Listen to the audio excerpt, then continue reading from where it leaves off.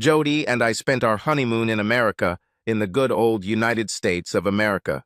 In fact, I wanted to go to the West Indies, maybe Martinique, but of course I was taken over, and as often happens, I did not regret it at all. We flew British Airways from Heathrow and landed at JFK a few hours later, trying and failing to join the Mile High Club along the way. It didn't matter, as we soon made up for it by traveling up and down the East Coast, visiting New England and the surrounding area. Coming from Huntington in Cambridgeshire, close to Cambridge University, we particularly enjoyed our visit to Yale and Harvard, but the biggest surprise was how beautiful and rural New York State is. Not at all what we expected. 3 weeks later, Jody and I had, without a doubt, made love in more motels than the average American did in a lifetime. We enjoyed every minute and swore to each other on the plane back that we would be back soon. Great plan, great idea, but of course real life and our careers just got in the way. 9 years later, myself, Dave Martin, and my wife Jody found ourselves in our 30s, happily married with no children, and with a beautiful home with a full mortgage, like most people in our position at the time, but we live life to the fullest. I was recently appointed as a junior director at Alice Scans Limited, a company specializing in high-tech waste incineration plants in which we were world leaders in our niche sector. We were a small but growing company, and I was able to grow with it. Under my boss George, who practically owned the company, I was fourth or fifth in line, I think.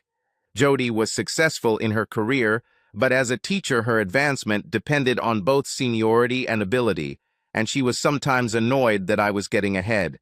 Later I wondered if it was jealousy that made her do what she did.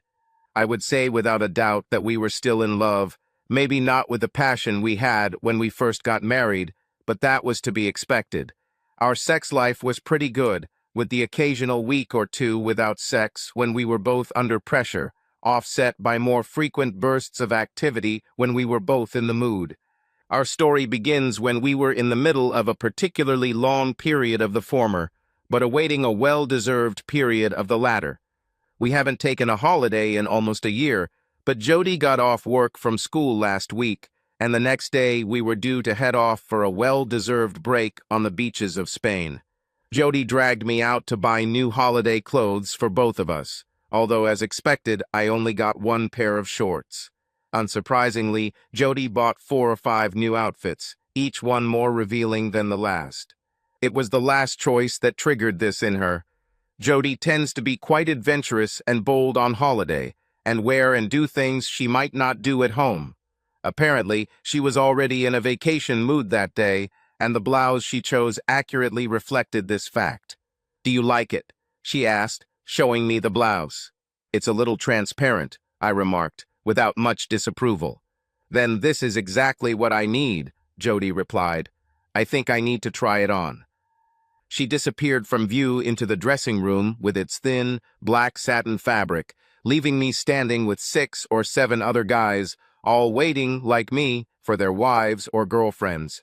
I wondered if Jody would decide for herself, or if she would come out to show me what she was thinking. I thought she was wearing a pretty revealing bra this morning, so if she came out, a few guys would get a little pleasure. She went out. Straight into the waiting room, no peeking around the corner for me to come see what some of the girls were doing. I was wrong about one thing.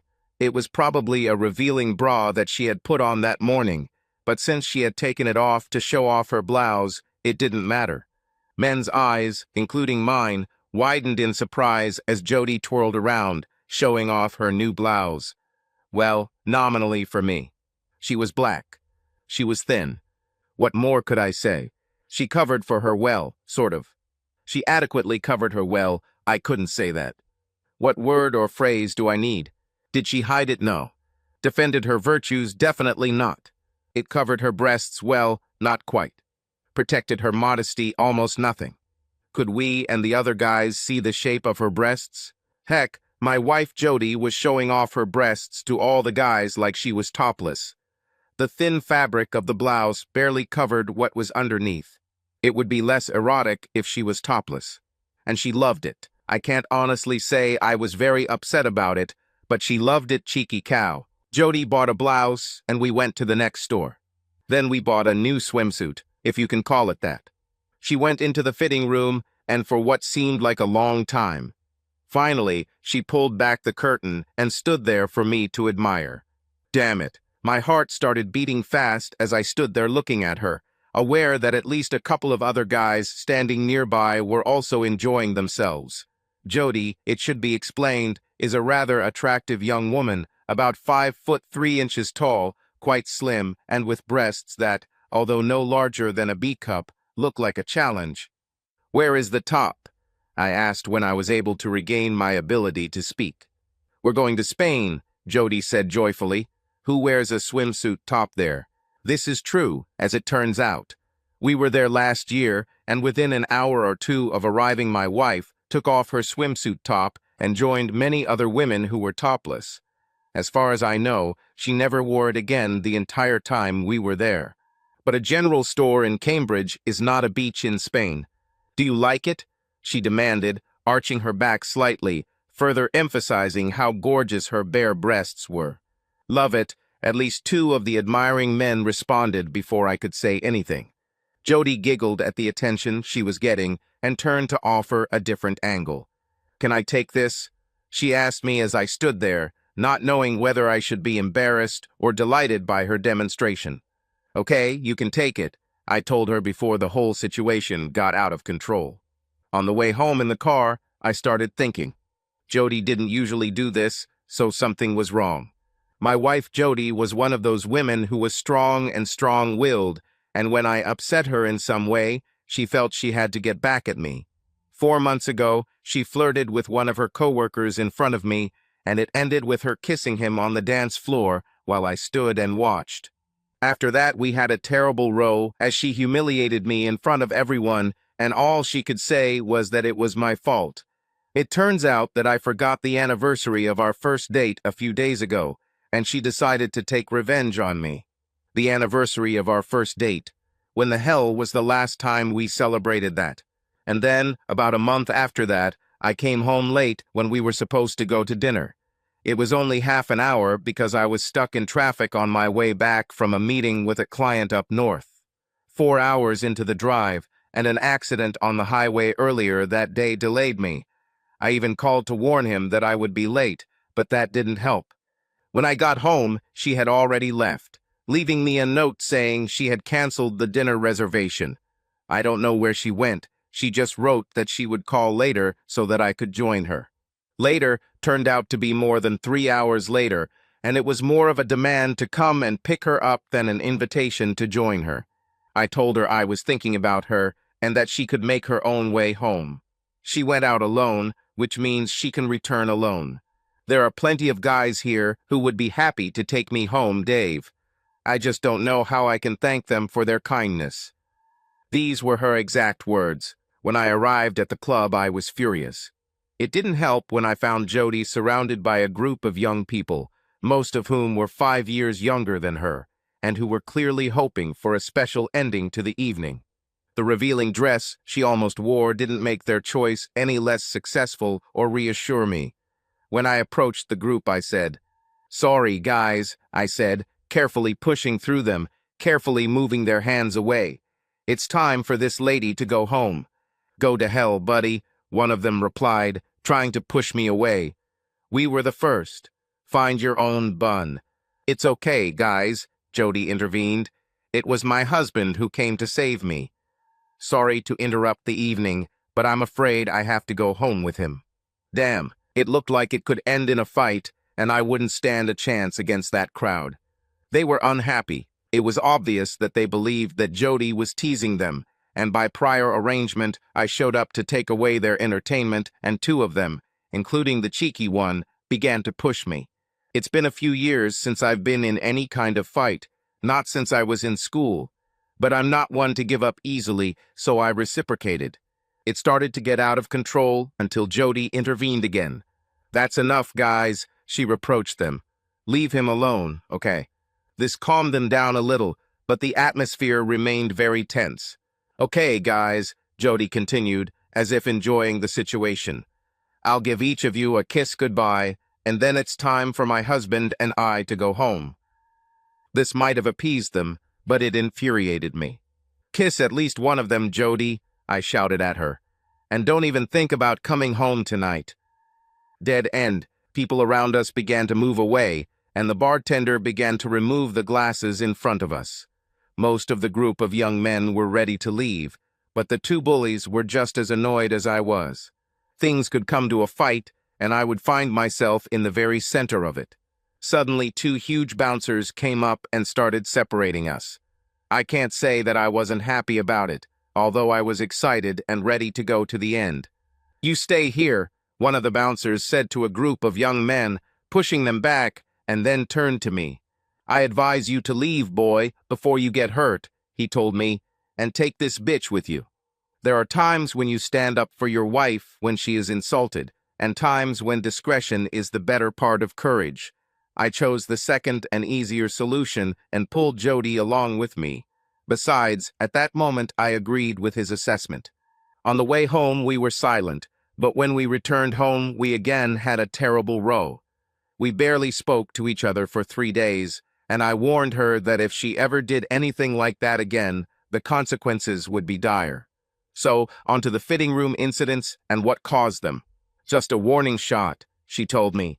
"You know, I'm not happy that you're working tomorrow morning when we leave, so that was a warning."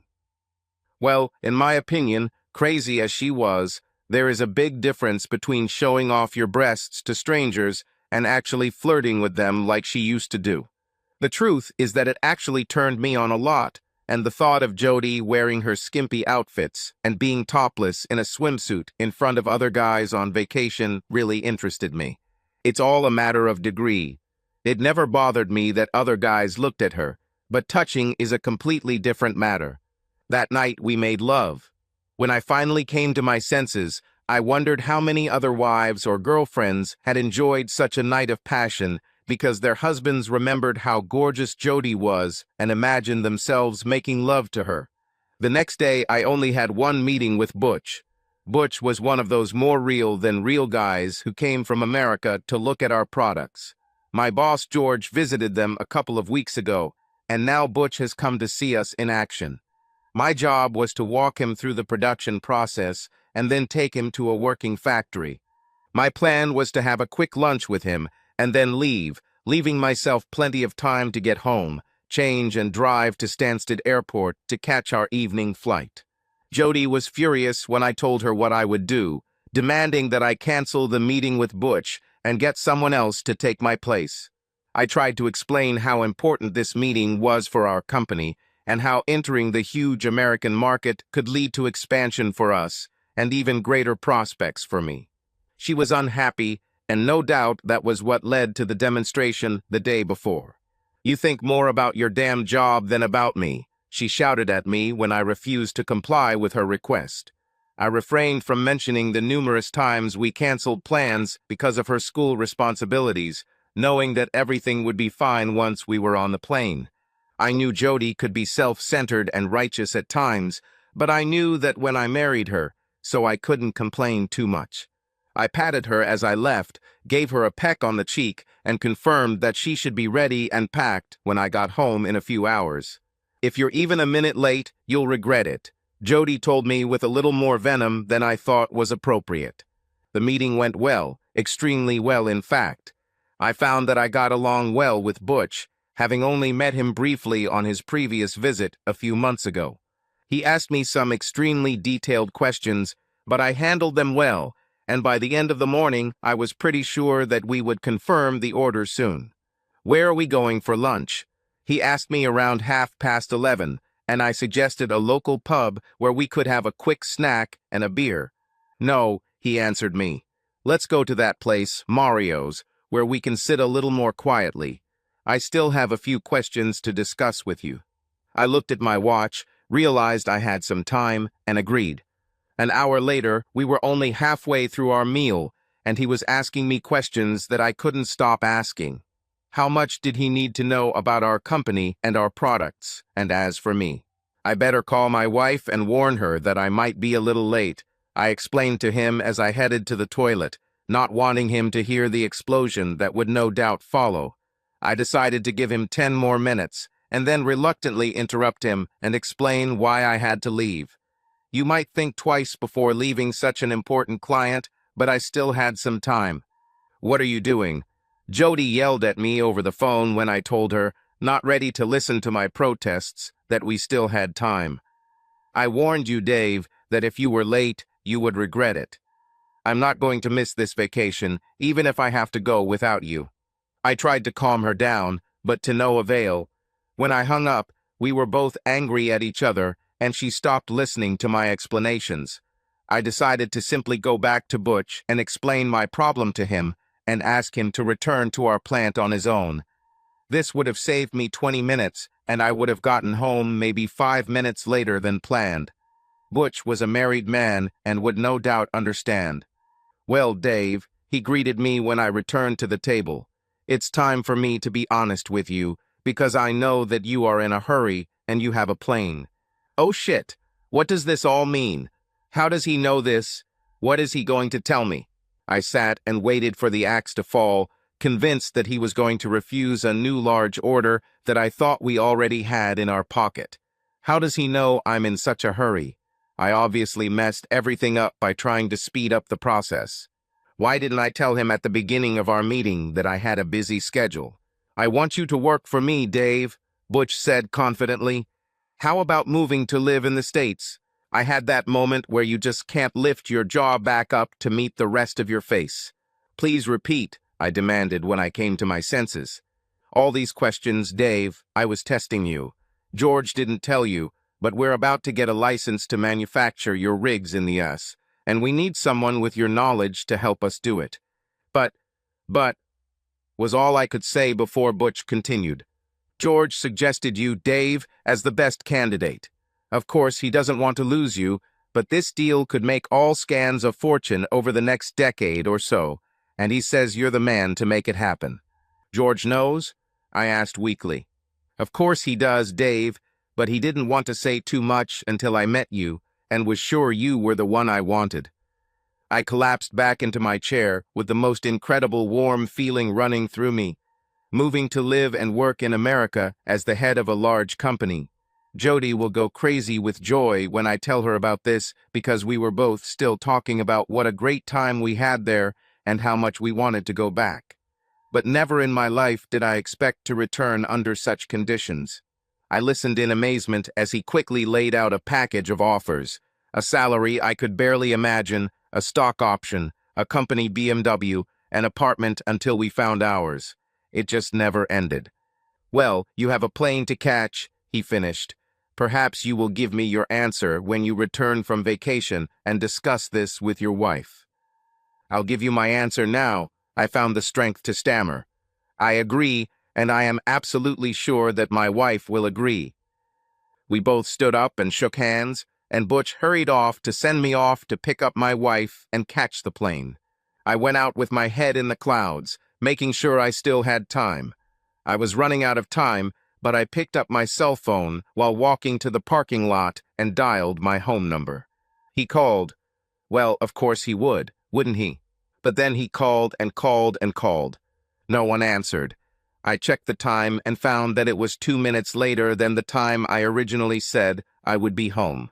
By then, I had already reached my car, and as soon as I put the key in the ignition, I automatically dialed Jody's cell phone number. I didn't even have time to put it into gear when she answered. "Where the hell are you?" she shouted into the phone. "I'm on my way home, honey," I replied. "And wait until you hear what I have to say." "To hell with you, Dave, you bastard," she interrupted me. "You don't care about me, do you?" For a moment I was speechless, but unfortunately she was not. "Your damn job is all you think about. You do not care about me. I had to call Terry to take me to the airport because I knew you wouldn't make it in time." "Terry? Oh yeah, that's Terry Jones, the art teacher she works with. A dandy who thinks he knows everything. The fact that he was the one Jody exchanged kisses with when I angered her earlier didn't add any points to him in my eyes. "Jody," I begged her, "I'm almost on our street, and I'll only be 3 or 4 minutes late." "It's too late, Dave," Jody replied. "I'm already half at the airport." If you're not there, I'll leave without you." She switched off the phone, and despite my attempts to call her back, there was no answer. I checked the time and thought how stupid this all was. I still had plenty of time to get to the airport and check in, so I turned the car around and headed towards Stansted, arriving as expected with at least half an hour to spare. I parked, grabbed my parking ticket, and headed to the departure terminal, hoping that Jody would at least take my suitcase with her. I was looking for her. I looked but could not find her, and by that time was getting short. I finally walked up to the front desk and asked if my wife had checked in. "Oh yeah, right here," the pretty blonde said after searching through her list. "She checked in about 15 minutes ago, Mrs. Martin and Mr. Jones. They have places 24B and C." "What?" My first reaction scared the poor girl, and I had to apologize for my outburst. "There's some kind of mistake here," I argued. "Mrs. Martin, but not Mr. Jones." Deaf girl saw that I was clearly upset and double-checked everything for me. "No, that's right," she finally confirmed to me. "The tickets were booked in the names of Mr. and Mrs. Martin, but Mrs. Martin changed one of them to Mr. Jones." "Could she do this?" I muttered, not believing what I heard. "Yes," the girl answered, beginning to feel sorry for me, realizing that something strange was happening. "There is a charge of £40 for this, but she obviously paid it." I stood there like a refugee or something, not knowing what to say or what to do. "He had his passport with him, Mr. Bars Martin," she added apologetically, "so everything seemed okay." I thanked her for her help and sadly walked away from the counter. What's happening? What is she up to? This is no longer a joke. Looking at the departure board, it immediately became clear that the plane had not yet taken off, and moreover, landing had not even begun. I rushed to the boarding gate, but couldn't get past the counter into the lounge. "No boarding pass, no entry, it is clear." I argued and persuaded, but when it became obvious that they were going to call security, I gave up, went to the bar, and sat there with my head in my hands. I couldn't believe it, I just couldn't believe it. My world had been turned upside down in half an hour. Jody couldn't know, she couldn't really go to Spain with that damn Terry Jones instead of me. This is impossible. Please someone tell me that this is simply impossible and that I was just dreaming it. Then I had an idea. Not the most successful, as it turned out, but then it seemed good. After rushing to the other side of the airport, I finally reached the observation hall. In earlier times, this might have been an open terrace, but in these times of terrorism, we had to look at the planes through huge glass windows. To my complete surprise, I saw her.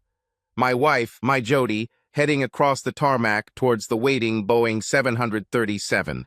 I couldn't help but notice her. Of course, few people have such long blonde hair and such a slender figure as she does. Then I saw that damn Jones getting off the bus behind her and following her to the plane. When he caught up with her, I completely lost my temper, because even at such a distance I could not help but notice how he put his arm around her waist, and even more so I could not help but notice how she leaned over and kissed him on the cheek. The guards, I think, were just doing their job. I know I shouldn't knock like a madman against the glass window and scream the way I did.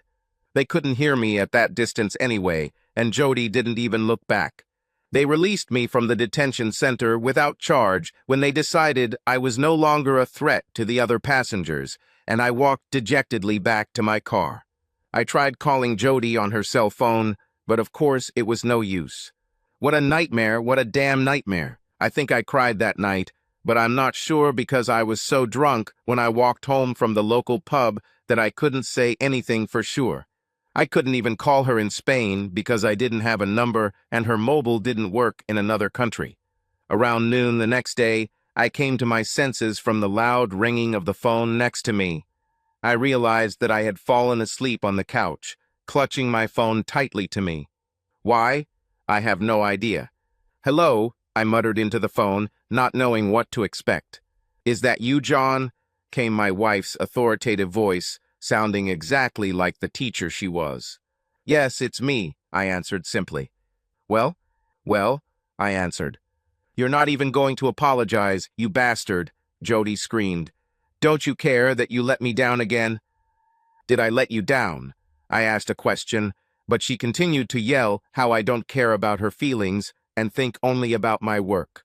What about when you didn't come to dinner with our new neighbors because of some problem at your school? I reminded her, although it was pointless. And besides, I made it to the airport on time. This is different, Dave, and you know it, Jody shouted at me, although from my point of view, it was not different. I realized that we were just yelling at each other without purpose, and I tried to change tactics.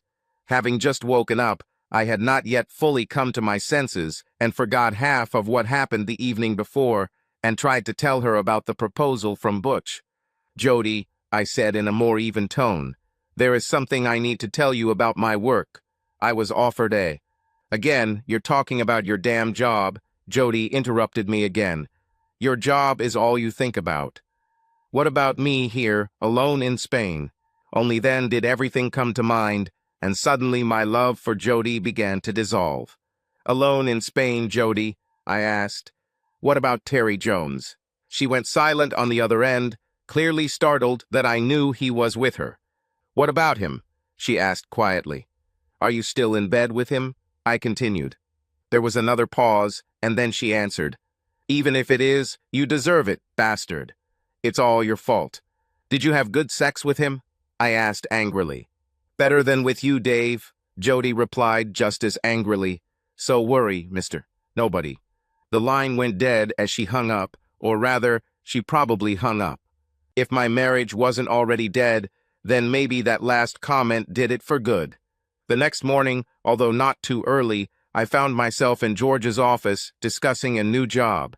He was a little surprised that I was not in Spain, but I avoided a direct answer. Why didn't you mention this? I asked. I couldn't, he protested. Not until he met you properly and decided you were the right person.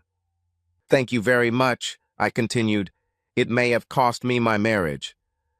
I told him my story of troubles, but to my surprise, he did not express much surprise. The husband is always the last to know, Dave, George said finally. What do you mean by this?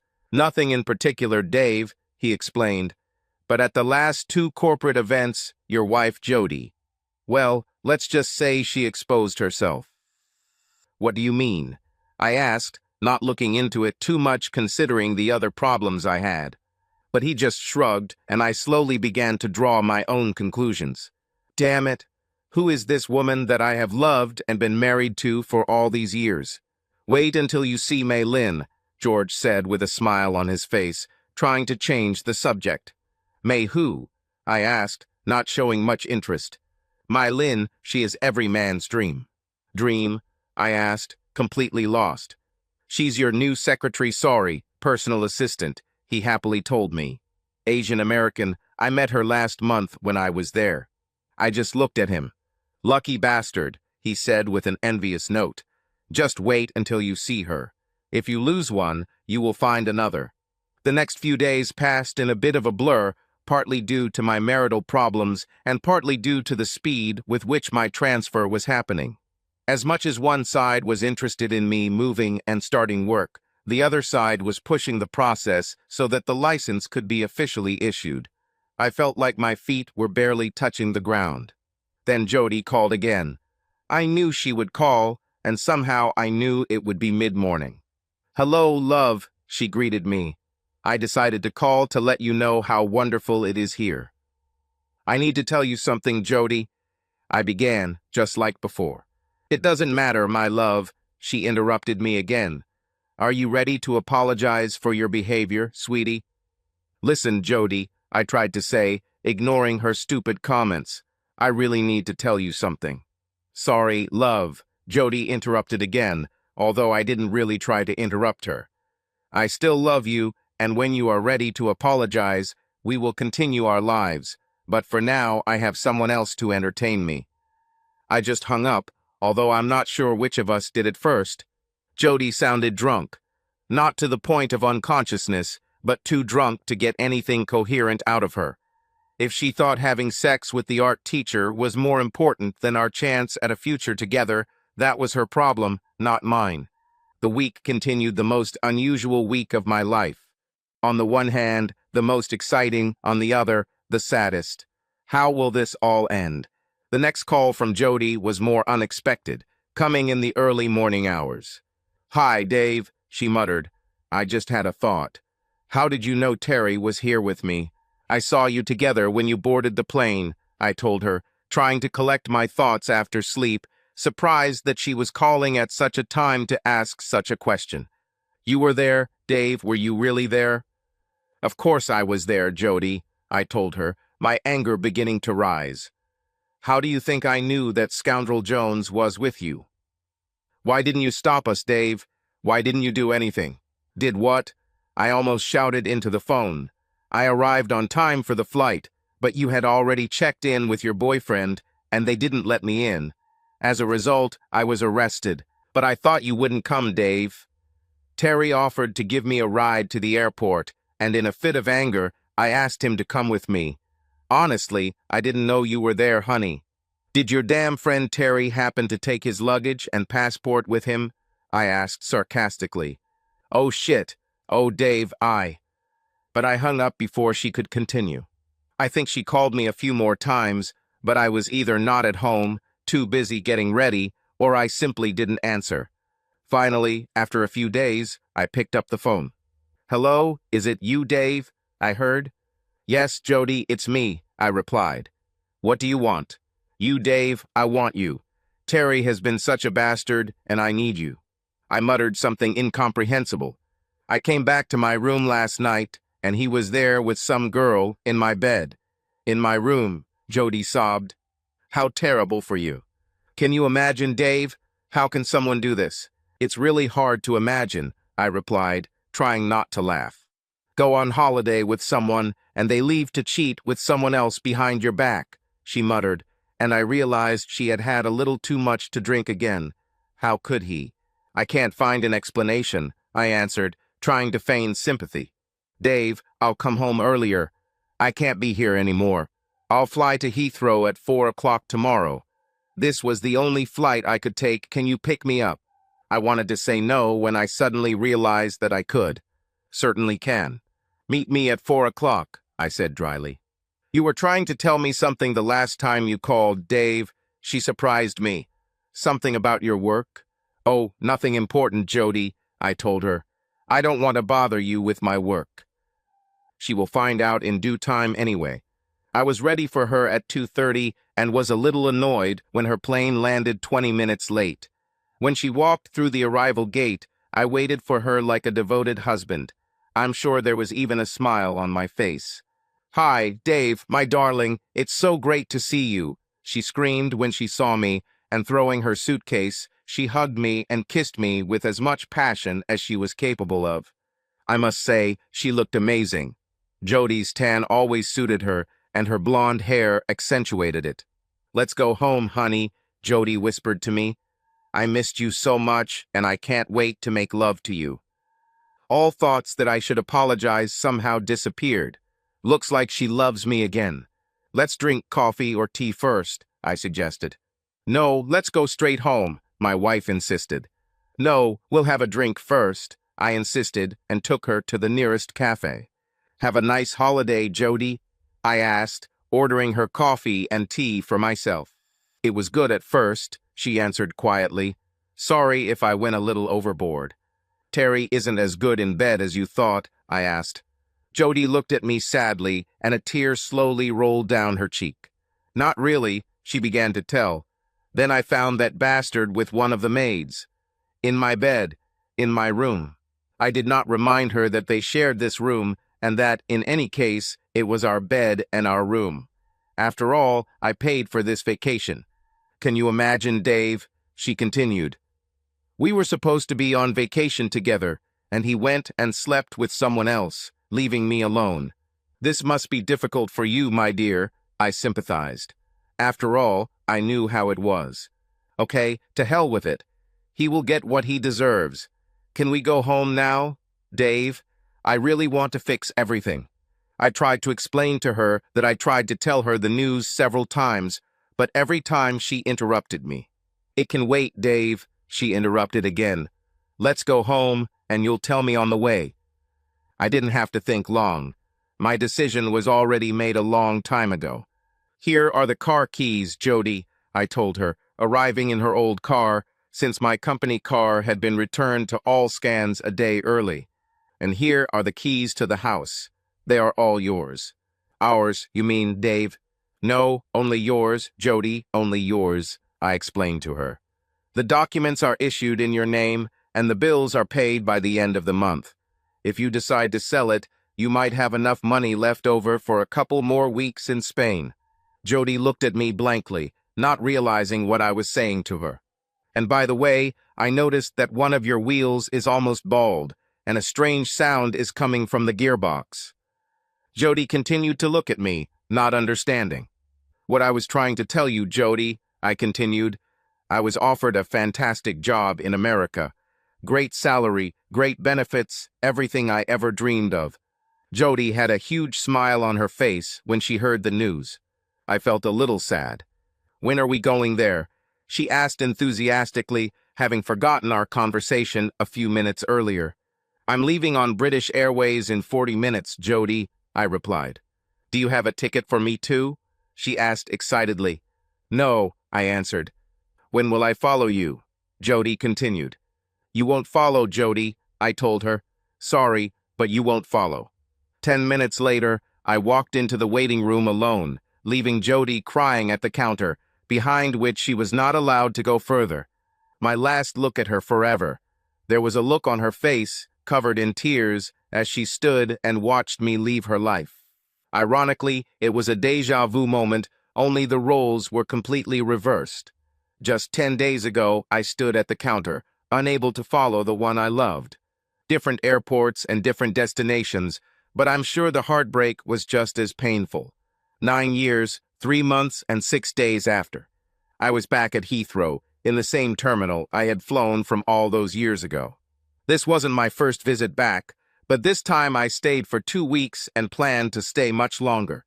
The licensing agreement with Butch's company in Huntington, USA, turned out to be a huge success, and I rose to become CEO of that division of his company and a large shareholder. Butch had long been a personal friend of mine, and in another twist of fate, it was through him that George invited me to return to the UK and take up the post of managing director of all scans. When he was retiring, the company had grown significantly since I left, largely due to the relationship with us in America, which opened up their products to a much larger market. It made sense for everyone, and especially for me, since along with this position, I ended up acquiring a significant stake in this company. I was waiting in the arrival area for an old colleague from the company, Butch, who was incredibly helpful from the very beginning. Although they were no longer working there, it was a joy to know that they would be joining me in the UK. Even before I saw her, I felt her arrival, as almost all the men in the waiting crowd became wary when they saw her and probably sucked in their stomachs. My Lynn was as beautiful as the day I first saw her, perhaps even more so, and her smile seemed to light up the entire terminal when she noticed me. Leaning towards her 2 companions, she pointed at me, and they both rushed towards me. Dad, Dad, I've missed you. Maddie, our 5-year-old daughter, screamed as she jumped into my arms. She was a miniature version of her mother and had already left several broken boys behind in America when she went to live in Britain.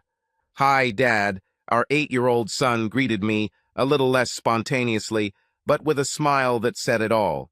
He was already tall for his age, and I couldn't wait to see him move from American football to the European version, soccer. Maybe one day he will play for Arsenal. The first day of the rest of our lives, my beautiful wife said, rising to kiss me. Indeed, how true. Subscribe to our channel so that your love doesn't cheat on you, and go ahead and listen to the next story, because this story is nothing compared to the next one. If you're under 18, don't even think, click to the next one.